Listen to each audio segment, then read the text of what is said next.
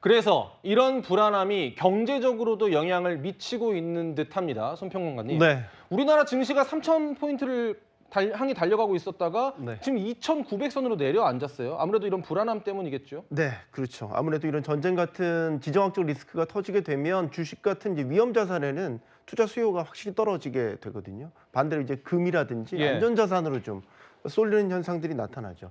우리 증시 입장에서는 참 아깝죠. 코스피가 3,000포인트 정말 가시권 안에 들어왔고 일주일 넘게 상승세를 이어가고 있었고 뭐 예를 들어서 자본시장 개혁에 관한 여러 정책들도 속도감 있게 추진되던 참 모든 기운들이 좋은 방향으로 가고 있었는데 예상치 못한 이런 중동 정세가 격화되는 리스크가 터지면서 찬물을 좀 끼얹게 됐습니다. 예. 지금 이게 국내 증시만 문제가 아니라 지금 미국 뉴욕 증시도 지난 마지막 거래일에서 3대 지수 모두 1%대 상당히 큰 폭으로 하락을 했거든요. 네. 전반적으로 투자 심리가 얼어붙고 있는 것도 그렇고 지금 환율도 달러원 환율 기준으로 다시 오르고 있습니다. 국채 금리도 지금 뛰고 있습니다. 예. 이렇게 되면 국내 증시에서도 외국인 수급이 또 꼬여버릴 수가 있단 말입니다. 그러면 한참 상승세의 속도를 내던 국내 증시가 예상치 못한 변수에 발목이 잡혔다 이렇게 보여집니다. 네, 구부장님. 네. 그런데 이제 이번에 그 이스라엘이 밝힌 내용을 보면요, 이렇게 라이징 라이언이라고 얘기는 했습니다만 이 공격의 시한을 좀 명시한 측면이 있습니다.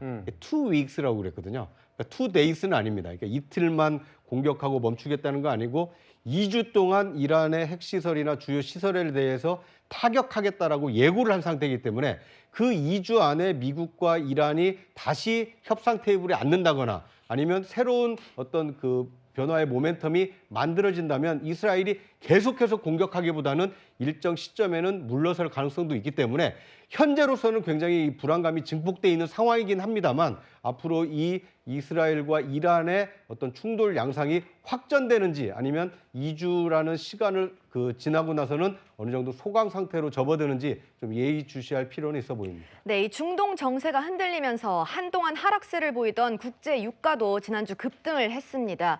미국 경제가 예상보다 견조한 것도 영향이 있겠지만요. 총장님, 근데 사실 이제 중동 하면은 지정학적 리스크를 저희가 배제할 수가 없는데요. 이게 호르무즈 해협 봉쇄 쿼드 뭐 이런 얘기도 나오고 있다면서요. 맞습니다. 그 호르무즈 해협은 전 세계 석유 유동량의 상당량이 그 선박 유조선을 타고 유통되는 통로이지 않습니까? 거기가 폐쇄가 되게 되면 전 세계 산업에서 석유가 차지하는 것이 굉장히 중요하기 때문에 석유가 가지 않으면 산업 전체가 마비가 되지 않습니까? 예. 근데 그 호르무즈 해협을 폐쇄할 수 있는 힘을 바로 이란이 가지고 있기 때문에 이번 상황에서 이란이 이스라엘에 대한 공격이 적절한 시점에서 더 이상의 효과가 없거나 아니면 더 큰 어떤 전략적 목표를 세웠을 때는 호르무즈 해협에 대한 폐쇄까지도 감행할 수 있다고 보여집니다. 아마 뭐 그런 상황까지 가지 않도록 국가 간의 그 전략적인 판단을 할 것으로 예상이 됩니다. 네, 평론가님 저는 네. 이게 궁금하더라고요. 아무래도 우리나라는 중동에 대한 에너지 의존도가 굉장히 높잖아요. 네, 그래서 그렇습니다. 이번 사태에 굉장히 영향을 많이 받을 것 같은데 네. 어떻게 전망하십니까? 일단 물가죠. 이게 참 아쉬운 게 물가도 우리가 올해 들어와서 1%대로 안정권에 접어들었거든요. 근데 또 지금 국제유가 밤사이 보셨지만 7%. 이게 러시아 우크라이나 전쟁 초반 때에 그렇게 급등했던 때보다 더 크게 지금 뛰어오른 겁니다. 예. 그리고 지금 달러원 환율 급등하고 있죠. 달러원 환율이 오르게 되면 수입 물가가 또 부담이 됩니다. 여러 가지 이제 이중고에 빠지게 되고 아까 국채금리 말씀드렸지만 국채금리가 보통 이런 전쟁이 나면 안전자산으로 이제 분류가 되기 때문에 채권 가격이 오르고 금리는 떨어지기 마련인데 지금은 반대로 움직이고 있어요. 이 얘기는 인플레이션에 대한 걱정을 하고 있는 거거든요, 시장이.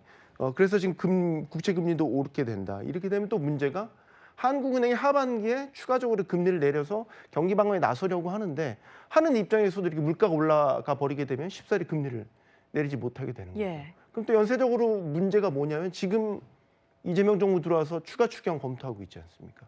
추가 추경에 대한 추경 효과도 반감될 수 있는 거죠. 우리가 경제에서 이제 여러 가지 안 좋은 상황들을 이야기할 때 스태그플레이션이라는 걸 얘기하잖아요.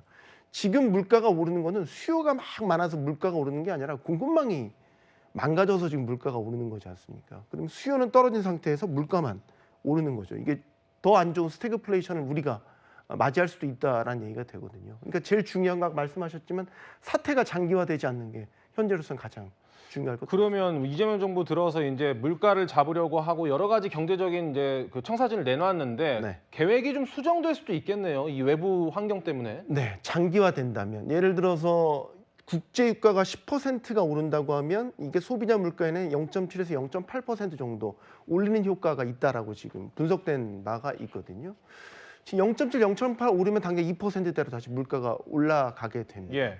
그러니까 결국에는 이 사태가 장기화되고 이게 내수 경기 위축으로까지 이어지게 되면 지금 새 정부 들어와서 잡고 있는 각종 추경을 비롯한 계획들은 뭐 전면까지는 아니지만 일부 수정 보완이 불가피할 것으로 보입니다.